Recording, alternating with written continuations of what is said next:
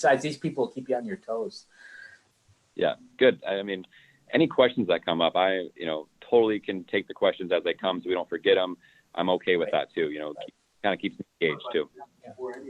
Are we on, Jihan? Dr. Pat, we are on. We are live on YouTube. Thank you. Thank you very much, Jihan. Hi, my name is Pat Morio, and I am the Dean of the the School of Hospitality and Tourism Management at USF, University of South Florida. And this is our class, our speakers class, and they are wonderful students who lead us on our way with our speakers every week. And I would also like to, before introducing the speaker, like to introduce Dr. Jihan Chobanoglu. And Jihan, he's the one with the M3 Center behind him. And Jihan is our senior professor, senior to me even. And he is the director of the M3 Center. And as we evolve our program, we're going to be having more and more of these speakers also be speakers for the M3 Research Center. It's really a nice thing to do. So I want to introduce today's speaker, and it's Brandon Kulpeksa. And Brandon, I've known him a couple of years now, and this is your second time, I think, appearing in this class, Brandon. And we've had, he is the general manager and partner in Seasons 52 restaurant in Sarasota. For those of you from the area, that's down in the UTC Mall. For those of you not from the area, there are Seasons 52s really in many parts of the US, and a very distinguished restaurant. I want to just introduce this by saying that Brandon has a degree from the State College of Florida here in Sarasota.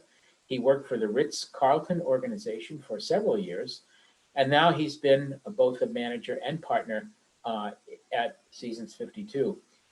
I can tell you from my personal experience that I've had 3 interns now go through Seasons 52. I mean, they had all been working there before, and we allowed them to convert them to internships. And I have to say that Brandon and his team took this very seriously and allowed those students to continue working their shifts, which is great, but then allowed them to wander all over the place and do other things they needed to do in that restaurant, thus building the repertoire of professionals that we've got ready when they graduate. So Brandon, I really thank you for this. Just so everybody knows, Brandon will make some comments and tell us, we asked him to talk obviously about COVID and what's happened with COVID and how that's emerged. And then after about whenever he's ready, but probably no later than an hour or so, we will open this up for questions, first from the students in the class and then from the audience at large. And Dr. Chobanoglu will co-moderate with this with me because he may have a question I didn't think about. So it's all good. Brandon, it's your show. Thank you. Absolutely. Well, first of all, Pat, thank you so much for having me. I really appreciate it. And it's always fun and exciting to talk to the class. I know this time's a little different. I'm definitely a more in-person kind of person because I bounce ideas off everybody and talk to everybody. So it's new for me. Obviously, with COVID-19, there's always new challenges every day, which is how we learn and grow. So first off, hospitality. Let me give you, like say, craziness with a truck coming in, liquor orders coming in, and health inspector shows up. So hospitality keeps us on its toes every single day. Like Pat said, a little background about myself. I've been in the hospitality business since I was 16 years old. I'm, an old 33 right now. That's 15 years. I always make the joke to my team and guests sometimes, hospitality years can be like dog years. So I'm really like 105 years old. And but it's really an exciting business. It's ever changing, never stops. Like Pat said, my experience and background, I've worked for 2 companies my whole career, the 15 years. I worked for Darden Restaurants. So first, when I was 18 years old, I started off at a Red Lobster and Darden Restaurants, did a few years there. And then, as Pat mentioned, I joined the Ritz-Carlton here in Sarasota. I spent 8 years at the Ritz-Carlton in Sarasota, working from a bar back all the way up to assistant director of food and beverage. It was a fantastic experience, fantastic 8 years. I wouldn't trade it in for anything. Ritz-Carlton, the best of the best. Everything, ladies and gentlemen, to our core values, all the same. It's really, really exciting. After the Ritz-Carlton, I spent then the last 5 years here in Sarasota at the Seasons 52. Pardon me, people are walking in needing things. The Seasons 52 here in Sarasota. I took a step down at the Ritz, become a restaurant manager here. I had a little 6-month-old baby. Family's very important. And then about 4 years ago, I took the restaurant over as a managing partner. For some of you don't know, I know Pat mentioned general manager, managing partner. Just a little different verbiage in the hospitality business. Managing partner, it's a partner in the business. You know, they really let us treat the restaurant like our own, because at the end of the day, it affects us as a partner when it comes to salaries, bonuses, and that's across the board for all my team members. So enough about me. I'm sure everybody wants to know what COVID-19 has looked like in the restaurant business. Interesting, scary, exciting. We learned some things, a lot of great takeaways from COVID-19, which probably surprises some people. So I'm going to walk you through start to finish what COVID-19 has looked like here at Seasons 52 in Sarasota. So everybody remembers that day, like a couple third week in March. You know, I was up in Disney World with my family, and you know, the really interesting part where, you know, sales started declining and we really saw like, okay, this is really happening. I was at Disney and Disney started shutting down. That's where I was like, okay, this is going to be interesting. Sales started declining in the restaurant. Guests really stopped coming in. Team members started calling off and not coming to work. So Friday the 23rd is when the last day we shut the restaurant down. Very scary, unknown situation, not knowing where to go, what's going to happen next.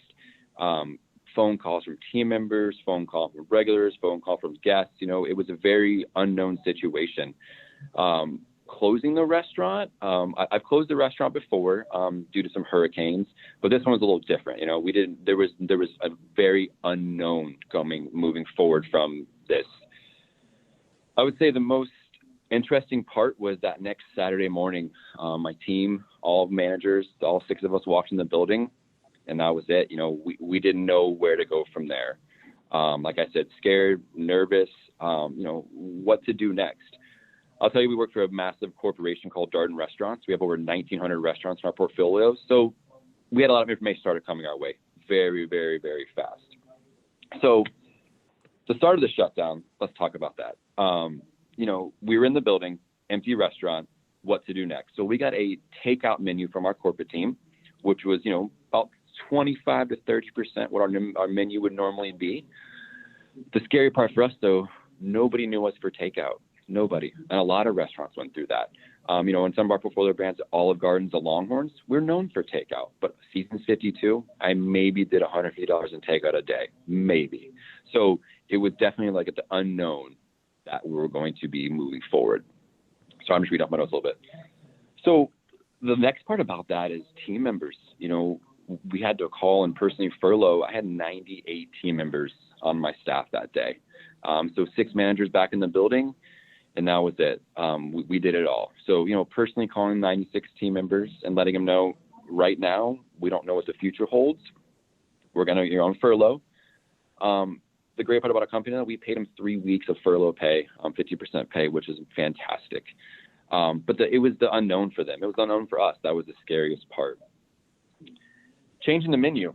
So anybody who works in restaurants right now, you know, we had a 100% menu going that Friday, and that Saturday we had a 25% menu, what we used to have. So what does that mean? Product. You know, we had about $60,000 worth of product in the building. You know, a good amount was frozen when it comes to proteins. But, you know, that was the next step, executing through that, getting into our coolers.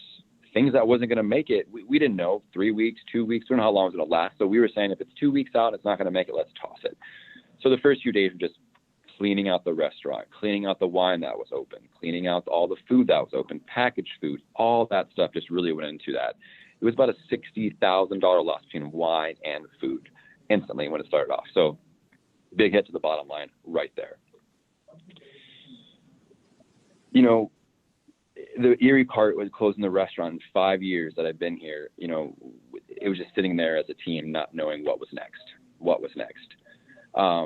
You know, when you look at COVID-19 and us 6 managers here in the building, I'll tell you some positives right now during the closure that happened.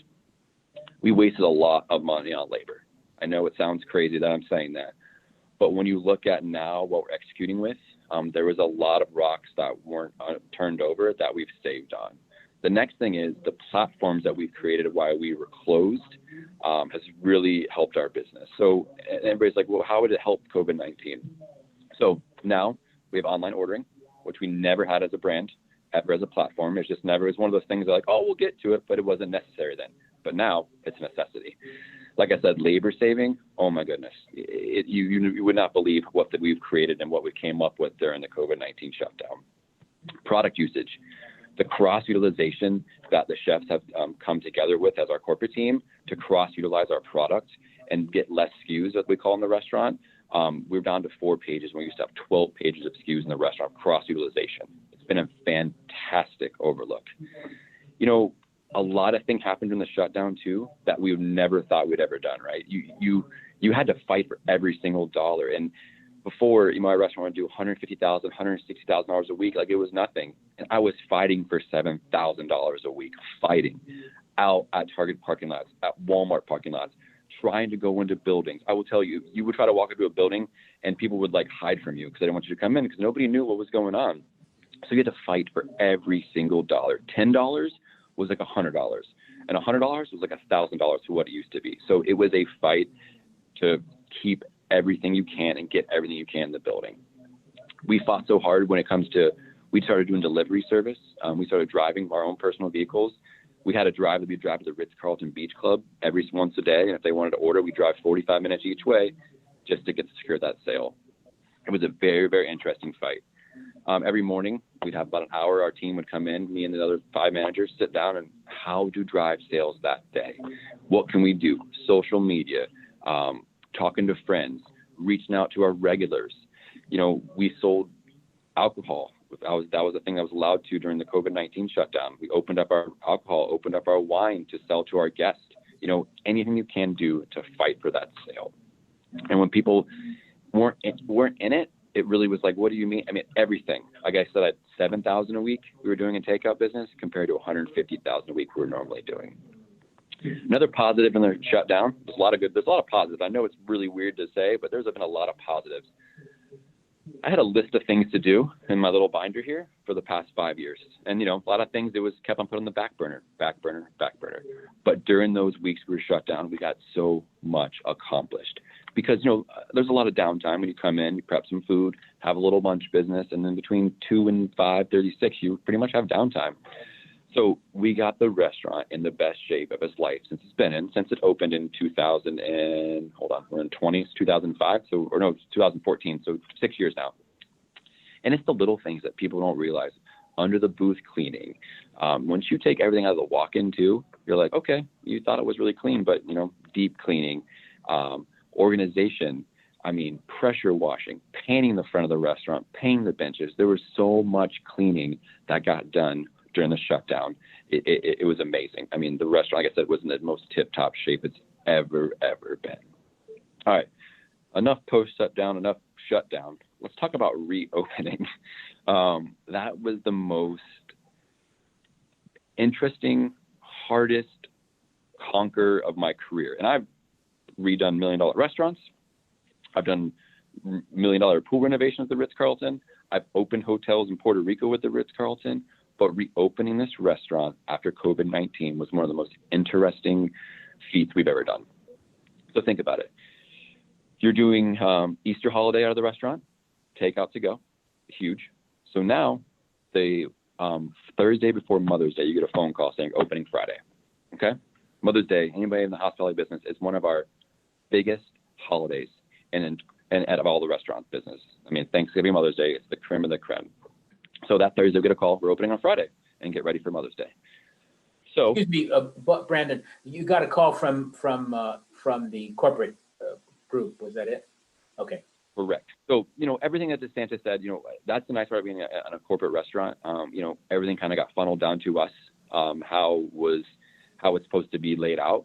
So anybody had any questions or how we're operating things, you know, we have a great guidance and legal team that really kind of sorts through all the, you know, CDC guidelines that were given, all DeSantis' guidelines that were given. And as you know, there's city guidelines, there's county guidelines. I mean, that's been pretty interesting too, because right now in the city of Sarasota, masks are required. But in the county of Sarasota, which we are, masks are not required. So it's been, you know, working through that very, very interesting. So expect the unexpected that weekend, right? We didn't know what was going to happen. So I will tell you that Friday morning we opened up. My director was here. I had one server on, myself, my chef, my sous chef, our front of house managers opened the restaurant. And surprisingly enough, we got very busy. We had to call a few more servers in, had to call a few more staff in.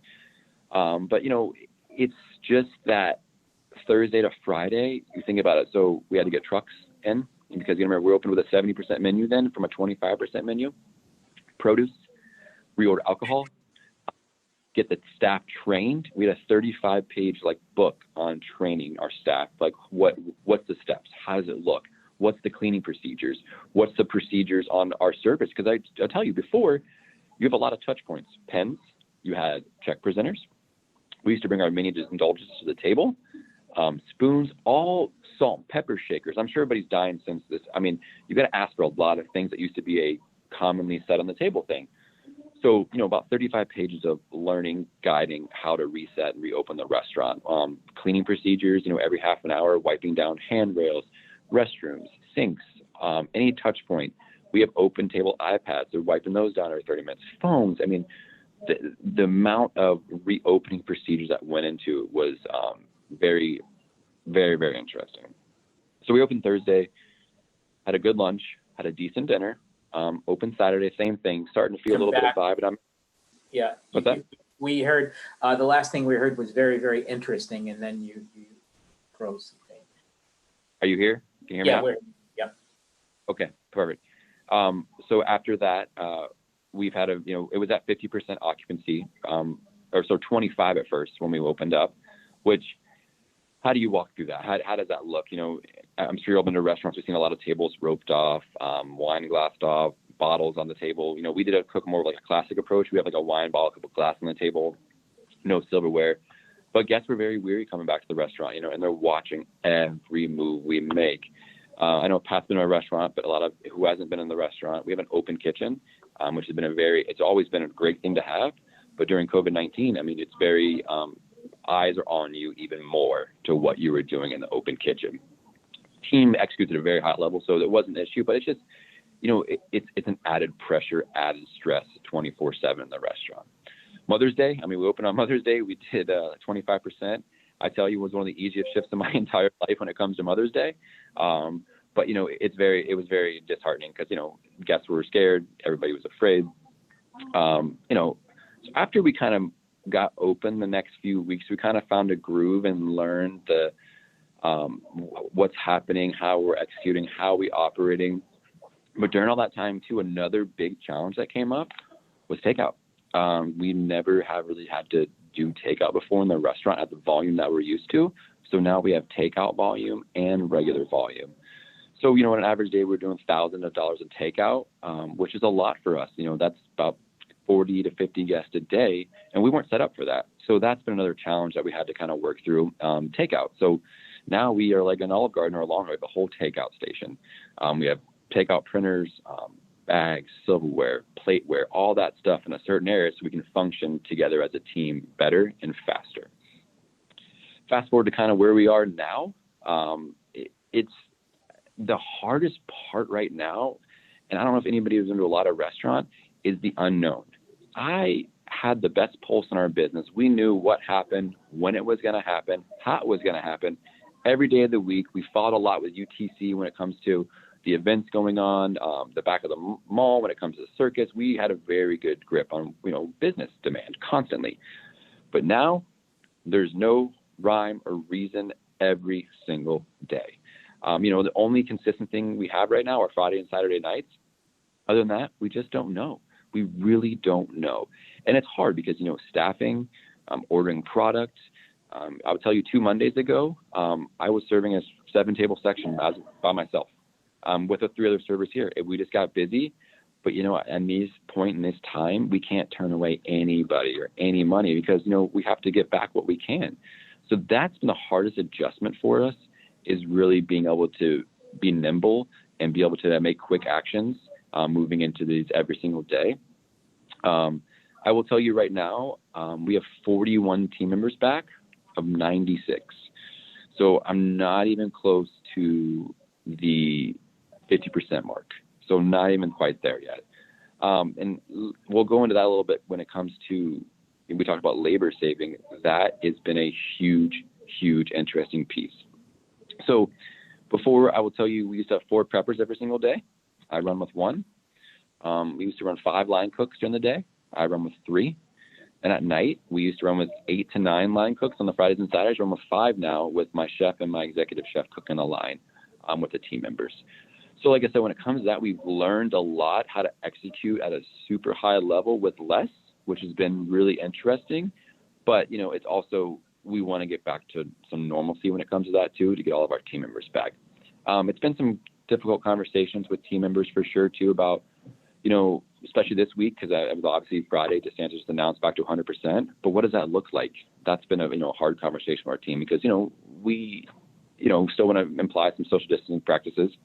So they want to get back to work, but, you know, we still have to make sure we're, you know, keeping our business and our guests happy. That's really what it comes to down to right now. I'm open for little questions about COVID-19. If anybody has any questions about it, I would love to answer any questions. I know it's kind of, it's a lot. I mean, it's every day is different. I just don't know if anybody has any questions when it comes to that. Before you continue, and we can ask them for questions, if I could ask everybody to please open your video, because it's nice for the speaker to be able to see faces, and even if you're disheveled looking, we don't care. It's okay.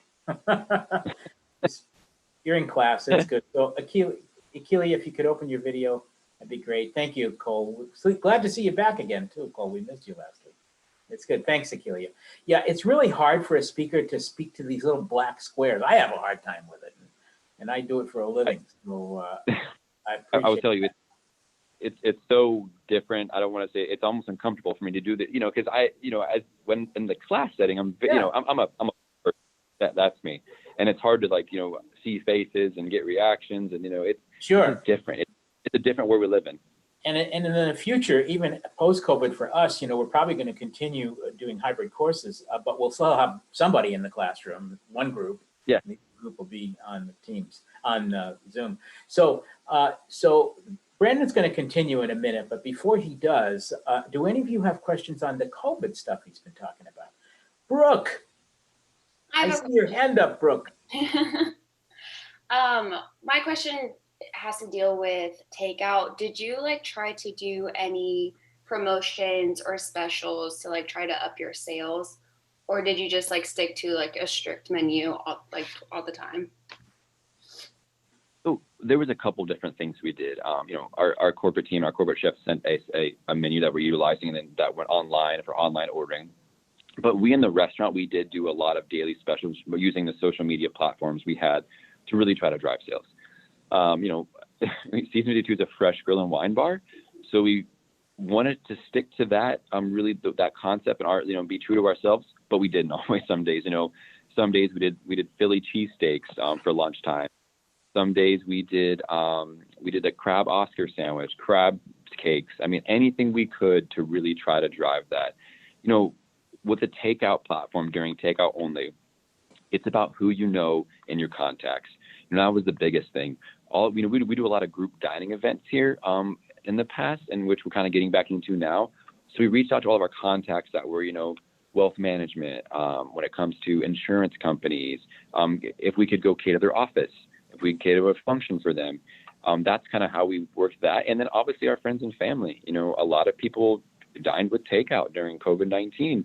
So we used our friends and family as well too to really promote us. You know, when we share something, they would share something. We use Instagram, Facebook, all the social media platforms we could. So yes, to answer your question, when I was talking about fighting for sales, every way we could. Our corporate team did some specials too. We made homemade meatballs here. We did like a meatballs and polenta. We did all kind of stuff to really try to drive those sales into the door. So yeah, when it comes to answer your question, absolutely, it was whatever we could, whenever we could, to take sales in. Brandon, before we go to the next student question, let me just follow up. That's an interesting example you just used on the meatballs and polenta. Happens to be something I like. And so was that corporate driven, or did you guys develop that at your restaurant? The Meatballs in Polenta was a corporate-driven initiative. So here's the problem. COVID-19, there was a lot of value-driven items that restaurants are selling. I mean, I'm sure everybody's seen the family bundles for $35, $40. It would feed 5 to 6 people. I mean, that was value-driven because, I mean, people were watching their dollars because the unknown, who knows? And a lot of people were laid off. I mean, it was very about value conscience. So the corporate team came up with that for a value-driven item that was for us to sell that would feed the family. So it was a family pack. I think it was $40 for the salad and the meatballs and a polenta. They were awesome. I mean, grass-fed ground beef, porcini mushroom, fresh oregano. I mean, we made them fresh in house. Only 1 day shelf life. It's ground beef, roasted them off, cheddar cheese polenta. I mean, they were actually really good, and it drove sales. We have a massive email group that we could send things out to. Unfortunately, it couldn't be restaurant specific because, you know, when you log on your iPhone, sometimes you're like, oh, are you still in Altamont Springs? Are you in Jacksonville? Or where are you at? So sometimes people sign up for the e-clubs. They're in different areas of, you know, the country.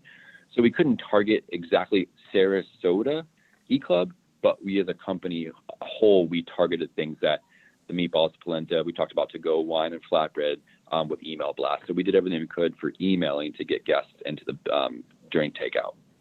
And I'm a member, so I must say that the emails were very colorful and very well done too. So Yeah, our marketing team, and again, that was a hard thing too, because unfortunately during the shutdown, you know, a lot of our marketing team was furloughed too at our support center, which is located in Orlando. You know, so they did the best they could with the staff they had, you know, and that's kind of how everybody was operating every single day. I had a great partner next door, you know, Capital Grill shares a wall with me. So Tim Fanning, the managing partner over there, you know, we bounced ideas off every single day. I'll tell you, you have a lot of time to plan and think about things during the, you know, your downtime during the day. And, you know, so you'd kind of just come up with the craziest ideas and kind of run with it. And some would work and some wouldn't. And sometimes you'd be like, hey, don't do that.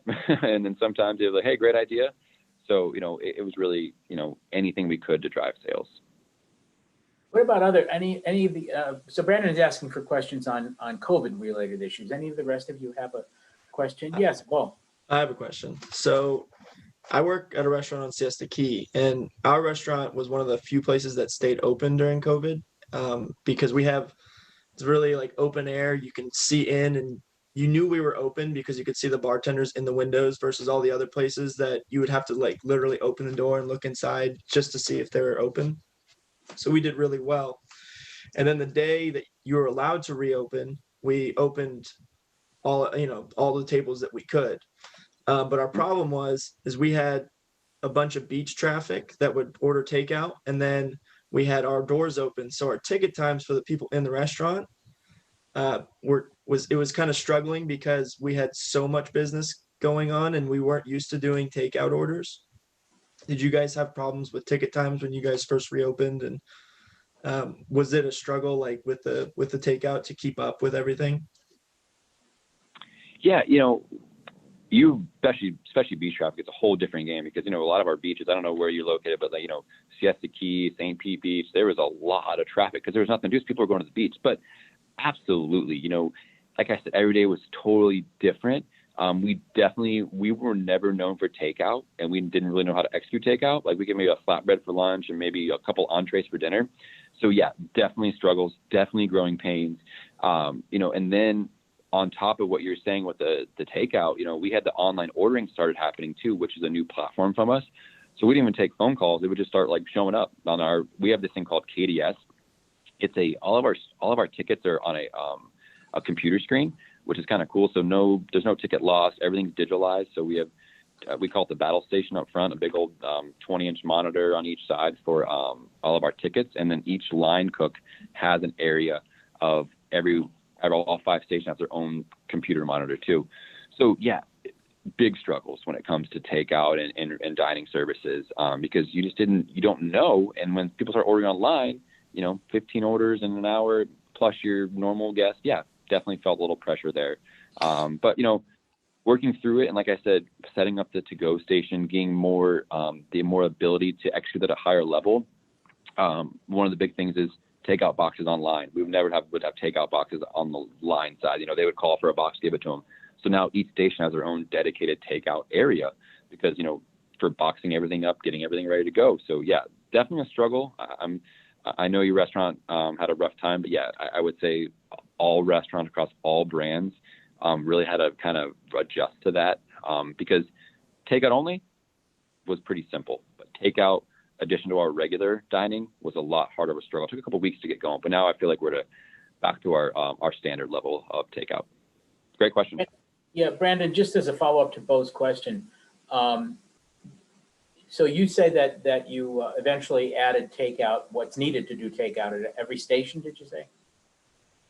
Yeah, so we would always have, so on the back line, like where our line cooks cook with all the plates and everything, every station back there now has a takeout of, abilities when it comes to boxes, ramekins, lids, all that stuff. So when it comes in the window, it's ready to go. And we have a takeout printer now too, like sticky paper. So when the order's ready, it prints it out, and we can actually, like, if it's a trout with to put the trout. So it's been a very easy to execute. Like I said, our company's really been involving everything they can to get the process smoother, because we feel in the long run, I mean, the takeout business is going to be a thing that's going to move forward. It really is. Now we're known for takeout, online ordering. Who doesn't order takeout now? And if you don't use, who calls a restaurant these days? And that's like a thing of the past. I'll tell you, between Grubhub, Uber Eats, online ordering, it's all jump online, order some stuff, and it gives you a pickup time and a place, and you go pick it up, or it gets delivered to your house. Are there items from your regular menu that you are not putting on the takeout menu? No, we are offering our regular menu, the whole menu for takeout. Absolutely. Some things don't travel as well as we would like. Our flatbreads, we give the option online to have it uncooked or cooked. Okay. Because, certain things, like our flatbreads are super thin, super crispy, and we know, by the time you get home, if you have it cooked, it's not the best. But we give reheating instructions too. So we have a nice sticker that gives you proper reheating instructions. Or if you order it uncooked, we give you the right instructions for cooking it. So it's, we really thought about everything. And what's the feedback been on that? There's really been no negative feedback during the shutdown, which was nice. We've had a couple feedback about the flatbreads. I would say that's the only really area of contingency for us is the flatbreads. Again, because you get it cooked, it's tough. Nobody has a 650-degree brick oven that we have in the restaurant. I mean, if you have one of those at home, that's awesome. But a regular conventional oven doesn't really get to that temperature, and it won't crisp up as nice as the brick oven does. So that's the only negative feedback of the flatbreads, salads, fillets. One thing when we cook the food to go, if you order a medium rare fillet, we'll probably cook a medium, about rare plus, getting it, because when it goes in the box, it's a steamer box. I mean, it really is. It's a little steam box, and it's going to bring the temperature of the fillet up. Same thing with scallops and trout. Right. We're going to undercook it a little bit, so when it gets home to you, and I'm sure you're going to microwave it for 30 seconds, so we're really thinking about those things to have a great product for you to dine with. So any of the students here have any COVID questions before Brandon moves on to the next topic? Yeah, I have one question. Okay, Casey was first, and then you, Cole. And we've got some online questions, Dr. Pat. Okay, go ahead, Casey. Okay, so my question is about season this year and what you think that, like, the repercussions of, like, COVID is going to have on that. Like, if you think that it's going to be as busy, or you're going to need to, like, up capacity or anything like that to go along with that. Yeah, I can't sleep every night thinking about that. That's a great question. Every day's been such an interesting thing. So right now, our we're taking it week by week, but our next big outlook right now is Thanksgiving. That's our next big outlook. Well, we're wondering what it's going to look like. With DeSantis's opening 100%, limited social distancing practices, there's no real guidelines on what limited social distancing practices means right now for us.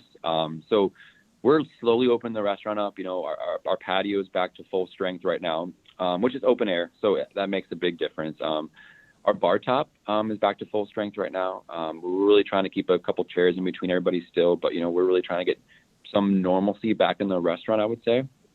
Season, I have no clue. I really don't. Realtors that I talk to in the area, which I already know, there's a lot of people moving this area. Lakewood Ranch is still the #1 growing community in the United States right now, which is fantastic. So we're slowly adding. I called 2 more culinary team members and 2 more servers back yesterday. I was working on that. So we're slowly starting to add because we've seen a steady incline the past 7 weeks. So we're only about 20% down in business versus last year, which is, fantastic. So we're hoping for the best, and we're going to start staffing for season. Normally it hits for us after Thanksgiving and lasts till March. But, we're concerned too now with the announcement, the people that felt safe in the restaurant, will they feel safe now being 100%? So, it's like a double-edged sword. Yes, we can go 100%. And what does it look like? But will it defer some people from coming in because now they know it's 100% and they don't feel comfortable? So hoping for the best. I don't think we will be as close in numbers and revenue for season just due to our business in season was very based on private event dining. And we're really not seeing that pick up on private event dining right now because, 30, 40 people in a Napa and Sonoma room, it definitely is not social distancing protocols. And no company wants to have that, people end up being uncomfortable. So I think we'll be down in sales, but I think we'll be up in profits. I know that sounds very interesting, but again, with the labor saving and the food cost control when it comes to utilizing multiple SKUs across multiple areas, we've seen that trend so far is we're down in sales, but profits are flat and sometimes up in profits with net restaurant earnings, which is very interesting that, how we operate now at a different level, that we're actually making more money with less revenue coming in the door. But great question. So I wish I had the answer to season. We're kind of getting prepared for the best we can. And we're going to kind of go day by day. The holiday season, I think will be pretty much back to full strength. But, until we kind of see how it goes, we're kind of taking it week by week. But Thanksgiving is my biggest nerve right now. If anybody works in a restaurant now, that's kind of like where we're all the mindset's going to is Thanksgiving right now. In fact, last year I had an intern. I forget what her name was, but she was working for you and through Thanksgiving. And she wrote and led me through how you guys in the restaurant, how you all in the restaurant dealt with Thanksgiving and the tremendous planning that went into it and how you maximized the number of covers you did that day. 1,500 covers. Any hospitality right now, the 5 P's that's what I call it. Proper planning prevents poor performance. That's it. Like, you got to think ahead. You got to get ahead of it because if you don't, it's not going to be satisfactory for your guests, for your team, anything at all. Guess what? Thanksgiving is the busiest holiday. We do $53,000 in one day last year, but it's the easiest shift. Team's ready. We're ready. We're prepared. I mean, it's the busiest, but it's easiest because you have to plan, have to have the right execution. We cooked off like 800 pounds of white meat turkey last year for Thanksgiving. I mean, it's insane, absolutely insane. So, but She described how you nicely turned the tables too, without people realizing you were pushing them along. Don't tell my secrets, okay? Cole, you had a question. So actually, that was my question. What season looking like for the for the restaurant? Because I wanted to know. It's like at the hotel, we're seeing we're projecting to be close to, well, when the actual season picks up, to be close to our normal numbers that we had prior to COVID. So that was kind of where I was thinking. Cole is at the Westin Hotel. Okay, you're at the Westin in Sarasota, Cole? Yes, sir. So are you seeing, so their occupancy, they're seeing a good projection for occupancy for the holiday season? Definitely. Just because, so the past 14 weekends, we've sold out the hotel every Friday, Saturday at 100%. So we're expecting to be weekdays even back up to more standard numbers. Yeah, that's, interesting, Cole, because, restaurants and then hotel worlds are, a different game right now. My experience with the Ritz-Carlton, people are, they're doing a lot of vacationing in Florida. So, I would say that the hotel projection's on point when it comes to, they might be busier than last year, if not close, really, because not a lot of people are going to theme parks. I mean, there's a lot of things that, and people are going, they're staying local too. They really are, I've been on a few vacations during COVID and, it's been to Bonita Springs, it's been up to St. Pete Beach, it's not far. But I really think the hotel world will do okay. And hopefully your restaurants in there will do well too. Again, it's all about what the interpretation of social distancing protocols will be for each restaurant, each bar. It's just really that's the tough part right now for season is how we manage through that. So great question. Yeah, I don't know. I wish I had the answer for season. I really do. Good question. Thank you, Cole. Jihan, you said you have some larger audience questions. Yes, yes, thank you. Hey, hi, Brandon. How are you? Thank you. One question from our audience is about the curbside and the delivery, like Uber Eats, Grubhub. This viewer said that there are many stories that Uber Eats drivers, all these kind of drivers touching the food, eating. What do you do, Seasons 53 in Sarasota, do to prevent, to give the customer the assurance that nobody touched their food? Absolutely. So we as a company don't believe in Uber Eats or Grubhub. That's just because, the honest truth is that it cuts into your profits. I mean, by the time you pay the Uber Eats and the Grubhub, you're making nothing. You're selling food for no reason. And like I stated before, food doesn't travel well, so you're getting a lesser product and you're making no money on it. So we don't do delivery now. We did delivery during the shutdown, and how we assured that the food was delivered properly was actually, it was only a manager driving it. It was one of the 6 managers on the team that would deliver every single takeout order through my restaurant. And that was a lot of Darden restaurants. We've never had, out of our 1,900 restaurants, ever had a delivery service, because we just don't believe in it. It really, our food is meant to be ate in the restaurant or picked up by you. We don't want anybody else handling the food. Another quick question, maybe not so quick, but you may give a quick answer. Knowing what you know now because of the COVID experiences, if this were to happen again, God forbid, what would you do differently? Well, like you said, God forbid, I hope this never happens again. I hope I don't maybe know if I can another take it crisis, let's say similar crisis. I guess what Yeah. this person is trying to understand, lessons learned from crisis management.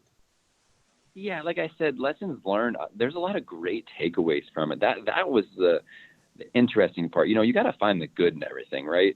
Did we lose money? Absolutely. Did we do the best we can? Absolutely. But I think the only thing, takeaways that I would change, when you look back and really, I would say having a more value-driven product for our guests for takeout. It's hard to kind of sell a $45 per head dinner when it's kind of, these times and these days. And I think we did the best we can to operate that. But I think now, knowing if we went to something like this next time, we know that everybody's looking for value when it comes to that. That was the biggest driving factor of food selling, was value. I will tell you, some of our other sister brands are still doing insanely amount of to-go numbers because it's a value-driven, buy one, take one, family dinners to go. It's a value-driven business right now. That's the biggest takeaway. Another big takeaway, there's a lot of positive things we got. We got online ordering set up. We learned how to operate at a higher level with less people. We have taken away a lot of product in the house that wasn't needed and cross-utilized a ton of things. Thank you. Brandon, again, this might be a segue then, but one more question before the segue question. So on COVID, one last question I've got is, if you have a staff member who tests positive, how do you handle that with the guests? Are you somehow communicating it to them, or what are you doing? So yeah, unfortunately, when it comes to when you test positive, it's just like a medical record. So you don't want to, share that information. Right. We have definitely not told guests anything like that. But we have really, being Darden restaurant, we have great protocols for the testing of, the team members. We have had some things come around the restaurant, but it's a 14-day quarantine. We got to make sure they have a negative test before they come back to work. Yeah. All those protocols in place. We have temperature screens before they come to work. Oh, you do? Okay. Absolutely. Every team member gets temperature screens still coming in the door. That we make sure that, nobody's running a fever. They know they don't feel well not to come to work. Honestly, we've been very fortunate, I would say, to have very minimal things happen in the restaurant when it comes to the COVID-19. But, we've definitely had like everybody's doing this, the quarantine, making sure the team member comes back and has a negative test. We had the testing site, right behind us for, they just moved a couple weeks ago in the mall area. So, but again, it was just the protocols that the CDC, it was all based on the CDC guidelines. That's kind of where our company stayed. Sure. We followed CDC when it comes to traveling, before the cruising, all that stuff was part of the guidelines in our restaurant. That was one of the pages of the 35-page welcome back book that we. Yeah. Thank you, Brandon. So now, does anybody else have a COVID question? I have a question. Yeah. Who's that? Oh, Sid, go ahead. I wanted to know, I'd heard from a past speaker that alcohol sales were actually a lot higher after COVID than before. I wanted to know if that was the case at your restaurant as well. It's been interesting. We definitely have, people in Sarasota have always drank. I'm not going to lie. I mean, at the restaurant, we've always been top performer in alcohol sales. I don't know what it is about. Maybe it's all the retired people in Sarasota, but people love to drink. We've always been top 5 in always alcohol sales. I don't know if I've seen an increase, but I've seen a shift in what is ordered. A lot more bottled wine, I will tell you, is going out of the building because I feel like people are celebrating being able to go out to dinner. That's been a huge thing. Our wine costs went from 26 down to like 22, 23%. Just due to based on bottles going out instead of, pouring glasses, wine going bad. So I wouldn't say we've seen an increase, but I've seen an increase in bottled wine sales. Definitely has been a big differentiator for us. And like I said, people celebrating. I've never sold so many surf and turfs in my entire life. I mean, on the weekends, I'm doing 40 to 50 surf and turfs out of the building. I mean, so what people are buying, I would say now, when they go out, they're probably going out less, but making when they do go out a bigger experience, I would say for sure. Absolutely. And Brandon, one last question from me, then the segue question. So on COVID-19, now the governor came out this week with the new regulations. And by the way, just so everybody knows that he did say in there, even though he's opened the state up basically to go back to whatever capacity people want, that local jurisdictions can impose a stronger requirement, but that they have to give an economic impact along with that and a justification. Now in Sarasota County, that's not happened, so you can do what you want to do, right? So have you talked to any of your colleagues yet? I mean, first of all, did you put any tables back in service again or since then or not? So the patio right now, like I told you, it's hard because you don't want to upset anybody. We have a lot of guests that, our regulars, our elderly guests, we're trying not to upset anybody, but we're also, we're trying to drive business. Of course. So I've been speaking to my director really daily. And, yesterday I really talked to him and I said, do you trust me to run the building at the best of the ability to make sure that everybody's safe? He goes, absolutely. So, we've been together 5 years, me and him. So, I'm taking the necessary procedures that I feel are right now. But we have to pull back a little bit, but so like the patio's open. I have the bar top fully open now too, because I feel seeing at the bar top's a choice. You don't have to. So if you want to sit at the bar top, you can just go to a bar right now. People who are going to bars, that's their choice. So we feel comfortable about that. This weekend, we're going to try to have our main dining room open, but our 2 back rooms still practicing social distancing. So that's kind of how we're going this weekend. And again, it's a learning curve. Every day is different. I mean, that's a brilliant move. Yeah. So we have nap and Sonoma as our social distancing rooms. We're not really promoting that, but if somebody has a question or they don't feel comfortable, we always have those rooms to kind of as a backup plan. We also have plexiglass going in the next couple of weeks too, which really makes every booth a social distancing booth too. So again, it's kind of, like I said, like you said, the DeSantis made the call, so it's so loose right now. That kind of how you want to operate it and whatever make you guests to feel more comfortable. That's kind of how we're taking it. And but you said some local jurisdictions. I'll tell you, like our restaurants out in Broward County, stuff like that, still have hard guidelines that they have to strict, go by. So day by day, weekend by weekend, we're gonna try this week and see how it goes. If it goes great, we're gonna keep it like that for a little bit, and if not, we'll back off a little bit and we'll go from there. All right, so let's now, and thank you for all the information on COVID. It's an exhausting topic after a while, for sure, but for you especially.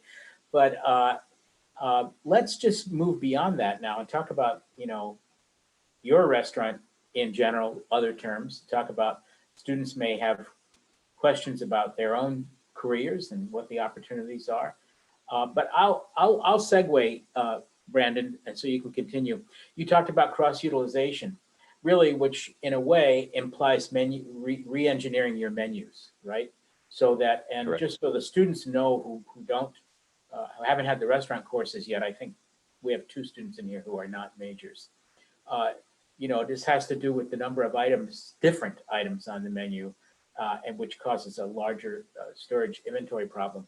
So what was your approach to that, Brandon? And is that going to stick now? It sounded like you said you were you're moving forward with it. Continue with it. Yeah, I would tell you, so our corporate chef does a lot of that work, but they really ask for ideas and our feedback. What are we looking for? How can we operate better? How can we operate at a higher level? One thing we did right now was we usually have 52 wines with a glass. So we pulled that back for now, just because the pure volume of the guests coming in, we weren't utilizing all the wine that was open. And after a day or so, a red wine, if it's not pumped and stored properly, it goes bad. So we kind of limited that to a couple entry-level selections and a couple higher-end selections to give the guests still a great option, but keeping things to a minimum. Really, when it comes to the food items, it's how can we cross-utilize everything but still keep a great product? If something comes in the building, if it's used for one thing, why is it coming in the building? What can we do to add something different or change that flavor that can be very similar, but use something that we already have in the building? I'll give you an example. So we have this great sandwich for lunch called the chicken pesto sandwich. It's grilled chicken with basil pesto, fresh arugula, red peppers, and tomatoes and fresh mozzarella cheese, right? Perfect sandwich. So now what we have too, chicken pesto flatbread. Same exact thing, just put on a flatbread. You would never know it's the same ingredients, and you really wouldn't, make 2 to 2, but it really is. It's grilled chicken with basil pesto, fresh mozzarella cheese, roasted red peppers, roasted tomatoes, and fresh mozzarella cheese, and a fresh arugula on top. It is identical to the chicken sandwich, but it eats totally different because it's on a flatbread. It's the thought process like that. When it comes to, like last season in summer, we had corn wheels, which are awesome, but we also utilized them in our salads. Everything has to do multiple purposes for menu engineering to be able to keep the costs down. So that's kind of like the thought process behind that. We're not so much the restaurant level involved in that. They ask for our feedback and what we think can do better on, and the corporate chef, he really kind of works through all that. He actually oversees Capitol Grill, us, and Bahama Breeze. So he's a busy man. Good, great, thank you. Okay, Brandon. So what else should these folks know about where we're heading? So I'll tell you a little about the restaurant. If anybody's never been, Season 52, like I said, it's a fresh grill and wine bar. So what does that mean? Everybody's like, I don't know. What does that mean? So the biggest thing right now, if you work in restaurants, so fresh grill, we use all natural cooking techniques, oak fire grilling, brick oven roasting. We don't have any fryers in the house at all. I know that sounds crazy, working at a restaurant with not a fryer. We don't fry anything. If you want to do something that's kind of like fry-esque, we've done like roasted potatoes in the oven. When it comes to like French fries, we can roast them in the oven with that, but nothing's fried in house. Fresh grill on top of that as well too, besides the cooking techniques. Really, when I think about it, 30% of our product that comes in the building is fresh produce, which is a lot to say for a lot of restaurants. An average restaurant's about 15 to 20% is fresh produce coming in the building. We have over 30% of whole fruits and vegetables coming in the building every single day. So everything is made here in-house. When we talked about earlier, prep people, we prep, cut all of our vegetables that come in the building and really prepare everything when it comes to proteins, veggies. Anything we eat in the building has been touched and made by us. That's the really exciting part. Wine bar, what does that mean? It has the rustic feel when you walk in. I have stone on the wall. We have wood everywhere. It's the Arthur, Frank Lloyd Wright architecture. It really kind of gives you that setback. It's funny, I think about, like the Will Ferrell movie, I forget what it's called, but Leather-Bound Books. And, it kind of gives that vibe of, relaxed, elegant ambiance of a wine bar setting. World acclaimed wine list. We have wines from all over the world. You drink things that you've never had before and really kind of define a wine list. So that's who we are. Season 52, everybody's like, what does the name mean? The 52, I would tell you, when we first originated back in 2003, the menu used to change every single week. We have gotten away from that, just after the first year or so, because, we have 43 restaurants right now. It's impossible to change the menu every single week. So the 52 means we have 52 wines with a glass. At the moment, we currently don't because of COVID-19, but we're, working slowly back into that. it's been a interesting journey. The other thing with our food, which you'll never see in any restaurant you'll dine in, and I promise you that, is everything on our menus are under 595 calories. So we have a caloric promise to our guest. Everything you put in your body and every one of our menu items under 595 calories. The goal is you come here, have a drink, an appetizer, and dessert, and be under 1,200, 1,400 calories for a meal. And I can tell you, there's a restaurant next to me. I don't want to say any names. They have some great cheesecake. You can't even get an appetizer under 1,200 calories. You know, that has been a big addition to our guests. And, you know, 70% of our guests come here because of that, which is very interesting. It's having that caloric promise. You see a lot of people just coming for the caloric promise. And after COVID-19, we really think that this is going to be a massive win for us, because during the shutdown, we all know how we ate and drank during the shutdown. You know, nobody was really being healthy. So we really we're going to hopefully try to bank on that and make sure that goes really, really well for us and really helps us in the long run. So we think that we're going to see that shift happen after the coronavirus. So that's Seasons 52. Does anybody have any questions about the restaurant and anything that comes to that? And I can talk a little bit more stuff about hospitality after that.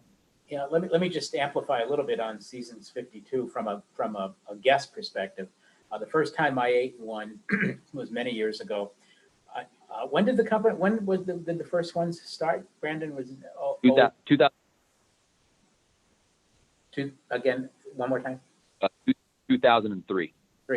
And the first one I ate in was the one in Scottsdale and in Arizona.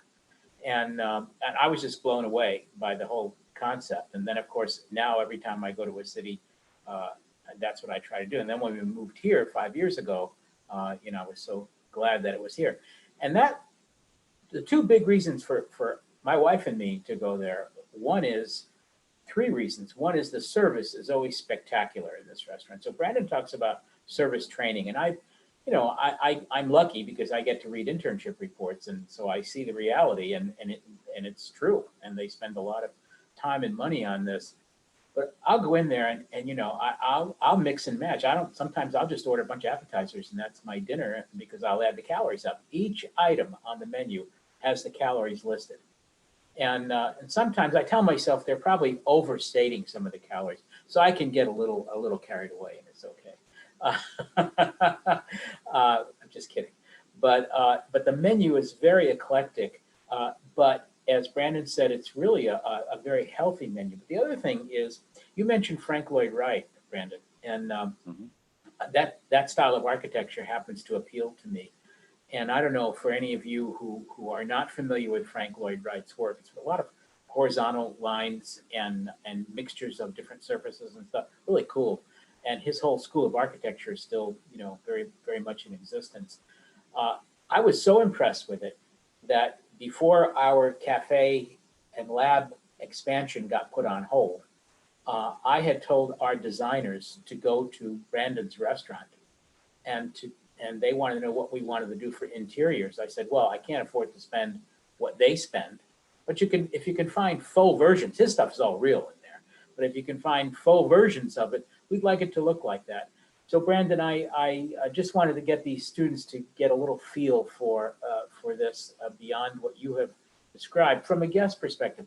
So I would urge all of you to go take a look at this. And it's a multi-unit operation for sure, but you would never know that by walking in the restaurant, because the restaurant has its own feel. And even if you go for a drink, you ought to do it just to see what it's like. So anyway, I just not trying to give Brandon a plug, but I just want everybody to know why to me I think this is a winning combination. Okay, back to you, Brandon. So one thing you said that, you know, it's like a buzzword for us, that, you know, it's tough because, you know, I don't want to say don't want to be that, but, you know, it's the word healthy, right? You know, are we healthy? Yes. But, you know, that word can kind of defer people from coming to the restaurant. I know it sounds crazy, but it really, you know, people are like, I don't want healthy food. I want to enjoy something tonight. So we think of ourselves as like a lifestyle brand or a lifestyle restaurant. That's what we call, because, you know, just because we have the caloric on the menu and the caloric intake, you can still eat bad here. I mean, you can still have, Oh, I know. Yeah, you can have play and have 4 desserts and the flat. I mean, you can still eat bad. I mean, Maybe 3 glasses of that great wine too, with generous pours from servers that I know. Yeah, we want to appeal to the masses. That's the biggest thing. If you want to come and have a couple of local craft beers here and a flatbread with your friends, or come have anniversary dinner, we appeal to everything, which is really, really nice. That's the part that it's kind of hard to get out there to people, because Pat said, when you walk in here at the Frank Lloyd Wright, you're like, oh, I gotta go put a jacket on. That's kind of that feeling, especially for lunch. People are like, oh, I'm not dressed for this. I'm like, yeah, you are. I'm wearing jeans and a button down and a jacket. So that's been the hardest ploy for us, is really to get guests to feel comfortable sometimes for lunch coming to the restaurant. And then you put the word healthy, it's tough. So we're just working our way through that. Now, over the past next month we'll be open for 6 years. I can't believe it, but yeah, we're open for 6 years in the building. So we've got a hold of our local community. They know and love the restaurant. So, but healthy it's a tough word to use in the restaurant business, because it can take a lot of people away. That's one huge thing. Does anybody have any questions about the restaurant before I kind of talk about a little bit of hospitality and what that means to me? Can you repeat what the 52 stands for in Seasons 52?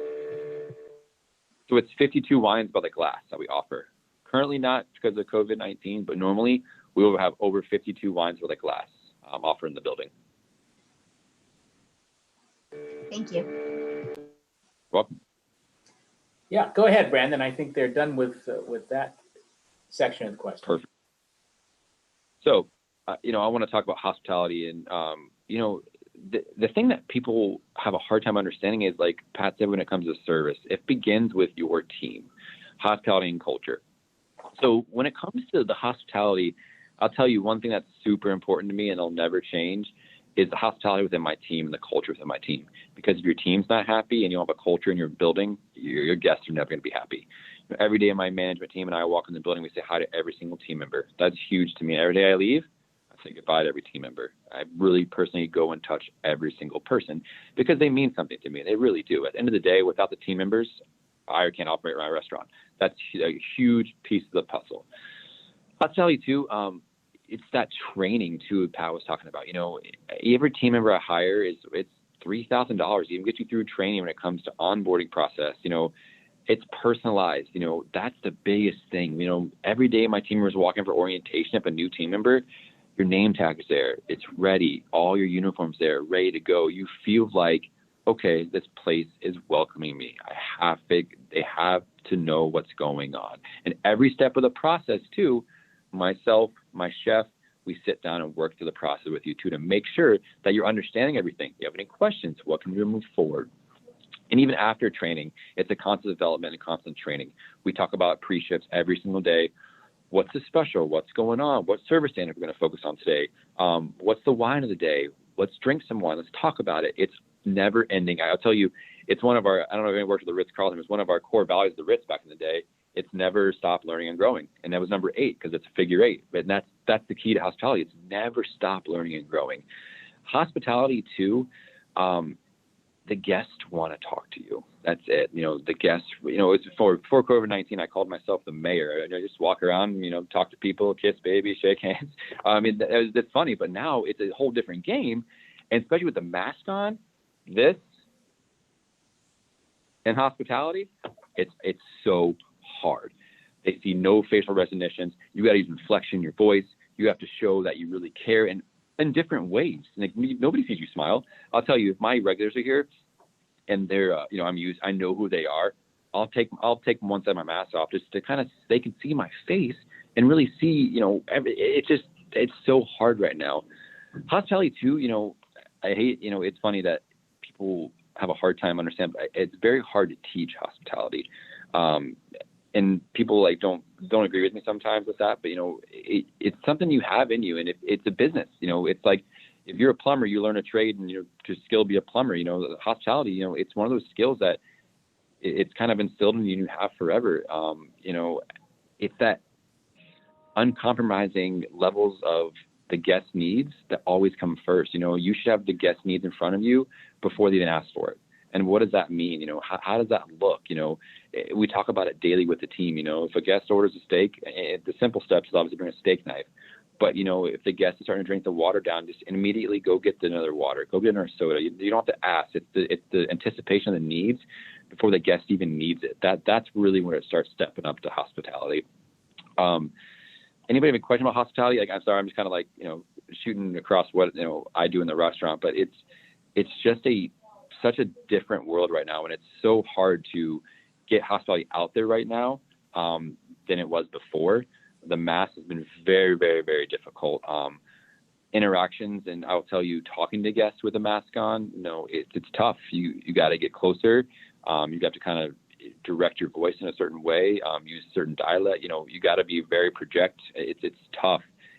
Your eyes say a lot. You know, that's kind of, we're talking to our team members right now. The guests can tell if you're happy or they tell you're sad, all from your eyes too. So it's kind of transitioning hospitality and, you know, how to do certain things now to make sure the guests are feeling welcomed in the building. Any questions on that one?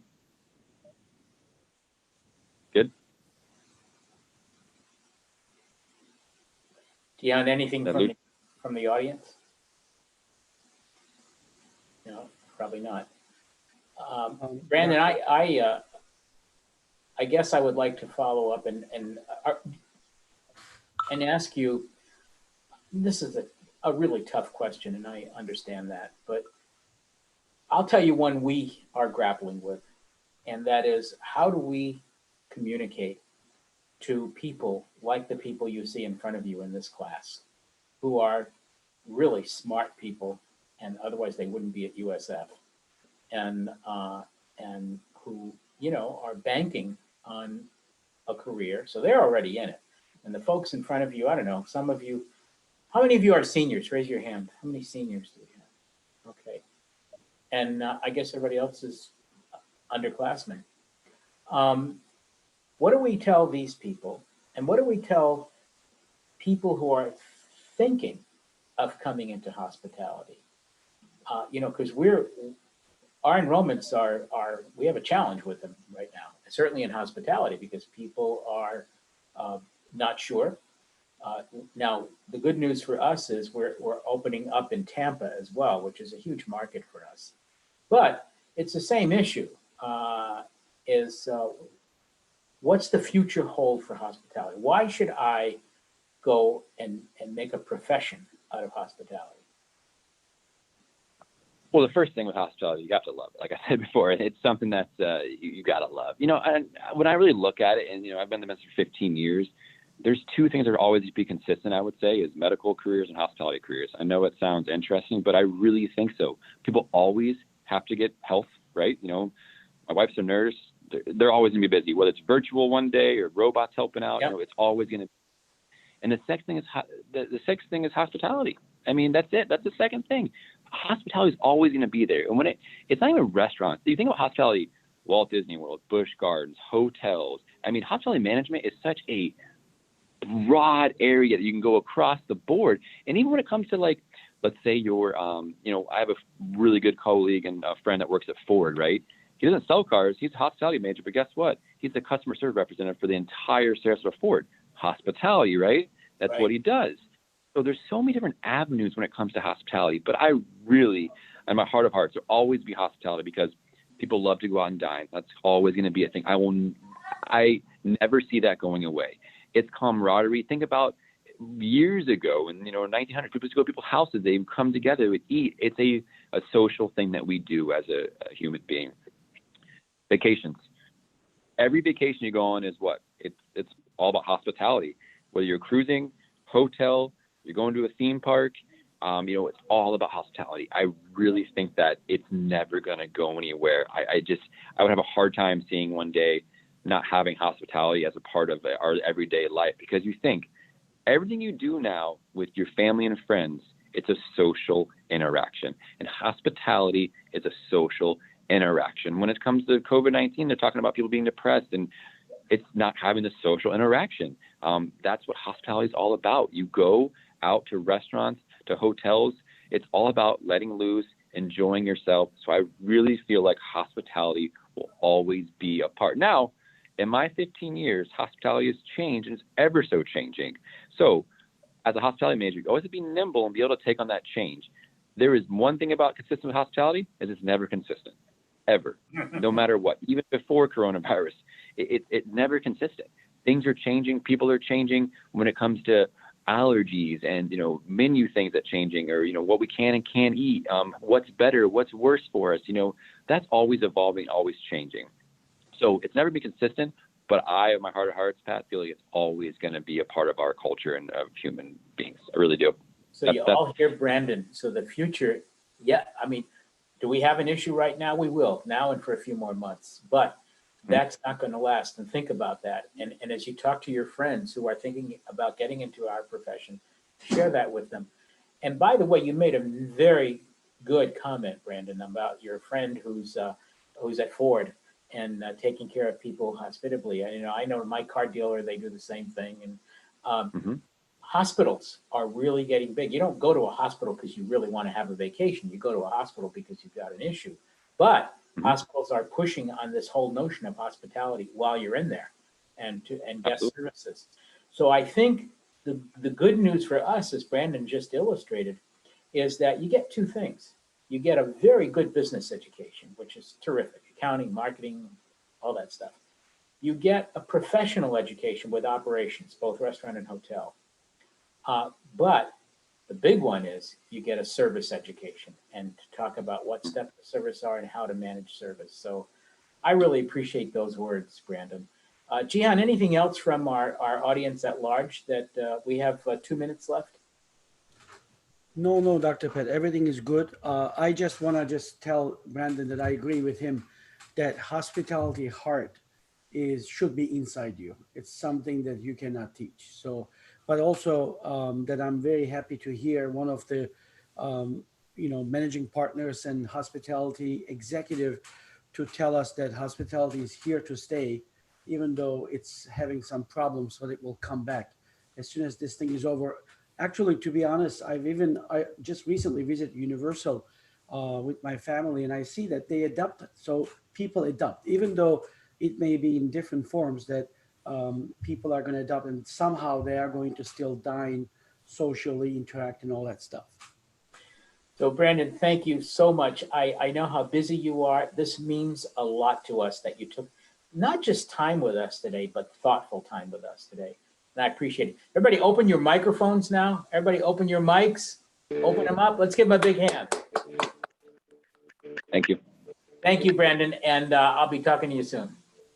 Thank you. Have a good one. Bye-bye. Bye. Bye, everybody. By the way, everybody, next week's speaker is Elliot Falcione.